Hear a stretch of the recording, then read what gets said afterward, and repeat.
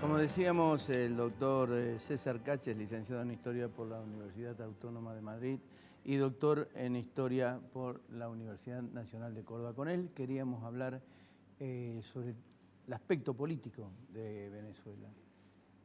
Y además de darle la bienvenida, ¿qué tal, César? ¿Cómo ¿Qué tal? te va? Muchas gracias por la invitación. La primera pregunta sería, ¿cuánto de responsabilidad tiene Chávez y cuánto Maduro de que hoy Venezuela esté en este estado? Bueno, en estos días se cumplen precisamente 20 años de la asunción de Chávez como presidente de la Nación en febrero de 1999. Y es interesante ver la matriz originaria de este proceso histórico. Lo primero que hizo Chávez cuando asumió la presidencia de la Nación en 1999 fue disolver el Congreso, reformar la Constitución y hacer aprobar a través de un plebiscito esa reforma constitucional. La Constitución bolivariana de 1999 suponía cambiarle el nombre al país. A partir de entonces no se llama más Venezuela, sino República Bolivariana de Venezuela. Hay una extensión de la ciudadanía social, una ampliación de los derechos sociales y, dato importante, se aprueba un poder legislativo unicameral, es decir, el Parlamento venezolano pasa a ser unicameral. Como nosotros sabemos, incluso por la experiencia histórica argentina y de la propia Córdoba, cuando hay parlamentos unicamerales, generalmente son correas de transmisión del Poder Ejecutivo, que fue lo que efectivamente la tendencia predominante también en Venezuela.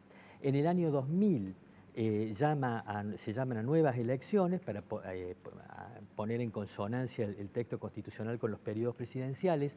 Gana Chávez por el periodo 2001-2007. En este periodo, en este primer periodo presidencial de Chávez, se aprueba una ley de tierras que permite una redistribución de la propiedad agraria entre los campesinos pobres, cosa que le genera una gran popularidad en las zonas rurales. También se aprueba una ley de hidrocarburos por la cual el Estado, en compañías mixtas, debía conservar el 51% de las acciones. Y se desarrolla una política social activa, por ejemplo, en el campo de la alfabetización. Esta política inicial de Chávez, de concentración de poder en el Ejecutivo, pero al mismo tiempo de políticas sociales y políticas nacionalistas, va a generar una gran reacción de la derecha venezolana que en 2002 intenta, sin éxito, un golpe de Estado.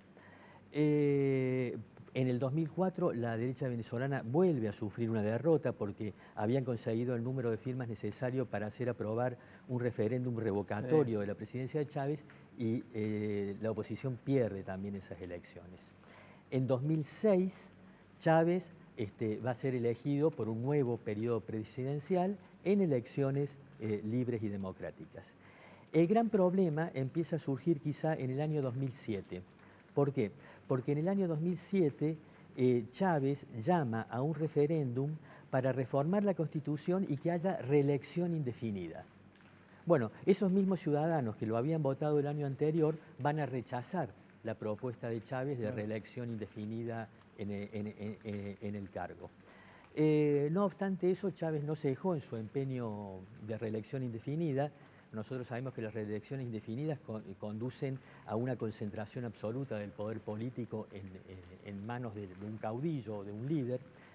Y en 2009 hay una maniobra por la cual plantea un nuevo referéndum con la reelección indefinida, no solo del cargo de presidente, sino de todos los cargos electivos. Es decir, que cualquier concejal, cualquier tipo que tenía un cargo electivo, podía ser reelectivo por toda la vida. Eso le generó un arco de complicidades en todos los sectores que tenían cargos públicos, digamos. Y bueno, ese referéndum lo gana. Ahora, tras la muerte de Chávez, bueno, Chávez no dejó un sucesor digamos, Maduro es una caricatura, digamos, de lo que podría ser un líder carismático puro, como era el caso de Chávez,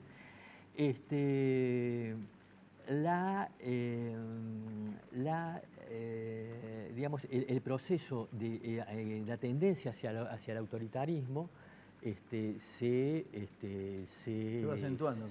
fue acentuando. En diciembre de 2015, la oposición gana las elecciones parlamentarias, y la respuesta del gobierno de Maduro va a tender a desconocer el resultado electoral. En 2016 hubo enormes manifestaciones populares que fueron brutalmente reprimidas por el gobierno, no solamente a través del ejército, sino a través de grupos paramilitares llamados colectivos, que teóricamente es poder popular, pero en la práctica son grupos paramilitares y parapoliciales.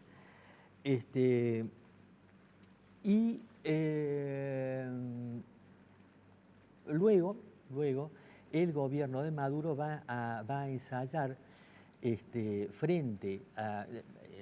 se sucede una serie de controversias. El Superior Tribunal de Justicia de Venezuela asume las funciones del Parlamento, lo cual fue una cosa increíble. Maduro se vio obligado a retroceder, y tras este retroceso parcial de Maduro, Maduro convoca una nueva constituyente, pero con un sistema que no era solo de sufragio universal, sino que era un sistema electoral mixto. Una parte de los diputados se elegía por sufragio universal y la otra representaba a las corporaciones, a los sindicatos, a los empresarios, a los discapacitados, ¿no? Claro.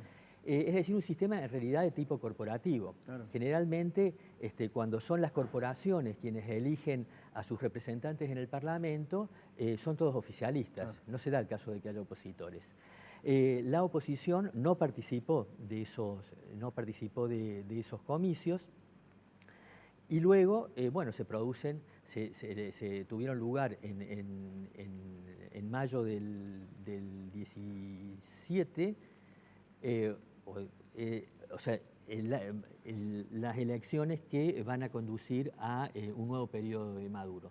En esas elecciones no hubo observadores internacionales, muchos candidatos fueron inhabilitados. Inhabilitados en el lenguaje argentino significa proscriptos. Y el alto comisionado de las Naciones Unidas para los Derechos Humanos desconoció la legitimidad de la elección de la cual resultó electo el presidente Maduro. Ahora, ¿se puede convivir con dos presidentes?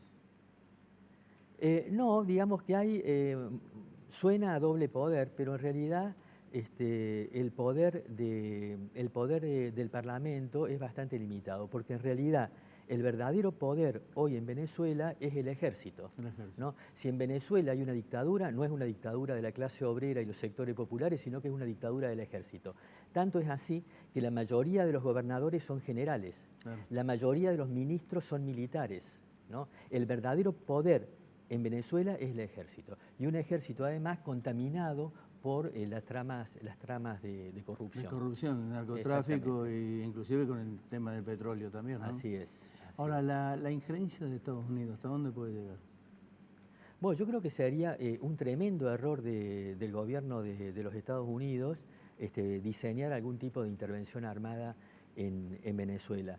¿Por qué? Porque lo que va a conseguir es convertir un conflicto en el que se dirime la existencia y la calidad de la democracia en una suerte de guerra nacional antiimperialista, en la cual una parte de los propios sectores antichavistas se van a unir a la lucha contra los Estados Unidos, ¿no? ¿Puede haber una guerra civil? La oposición no tiene armas. La única posibilidad de que hubiese una guerra civil es que hubiese una quiebra en el ejército. Cosa que tampoco es tan sencilla, ¿no? No. Tampoco es tan sencilla porque, digamos, la distribución, por ejemplo, el carnet de la patria. El carnet de la patria es lo que le permite a los ciudadanos venezolanos acceder a los alimentos. Bueno, todo eso es controlado desde el poder militar. Claro. Y le dan el carnet de la patria muchas veces de modo discrecional, ¿no? O sea, la alimentación depende mucho del bando político en el que esté. Que Argentina reconozca, Guadio, digamos, de alguna manera, ¿Es razonable desde el punto de vista político y desde el punto de vista constitucional? Yo creo que que es superfluo, digamos.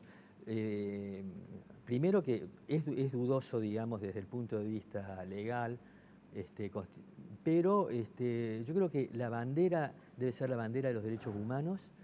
Recordemos que hay alrededor de 3 millones de venezolanos que se fueron de Venezuela. Esto es una tragedia humanitaria.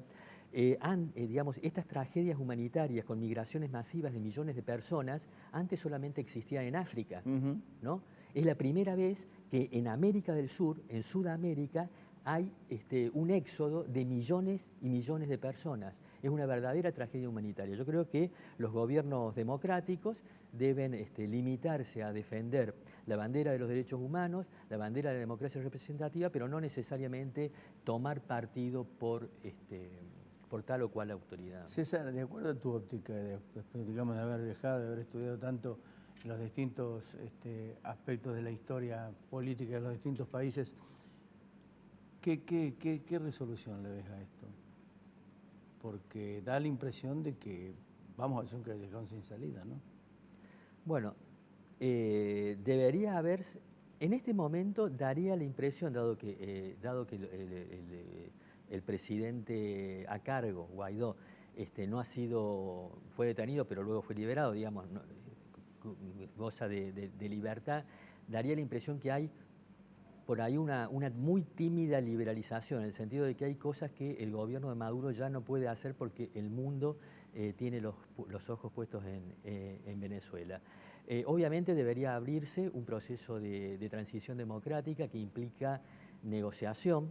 Yo creo que sería un proceso de transición negociada, no un proceso de negociación con ruptura, porque eso va a ser imposible. Un proceso de transición negociada que le dé ciertas garantías a los militares chavistas de que no va a haber un revanchismo, ¿no? Porque yo creo que ese es uno de los grandes temores. Me hiciste antes la pregunta de los Estados Unidos. Yo quisiera decir otra cosa. Los intereses geoestratégicos que se juegan son también los de China y Rusia. Sí, China y Rusia. El gobierno de Maduro creó hace poquito tiempo una zona de desarrollo, la encuadró legalmente, que es el arco minero del Orinoco, que es una zona de más de 110.000 kilómetros cuadrados, con riquezas inmensas de oro, diamantes, hierro, cobre, ¿no? Obviamente que China, que es uno de los principales países que tienen que ver con el extractivismo minero en América Latina, es un interesado sumamente importante, ¿no? Y es una gran ingenuidad y obviamente una falta de conocimiento de la teoría marxista a aquellos izquierdistas que dicen, bueno, Estados Unidos es poder económico y político y militar y China solamente tiene intereses comerciales. No, la relación entre economía y política es estrecha. El poder económico conduce al poder político. César, te agradezco mucho. Por favor. Muy amable.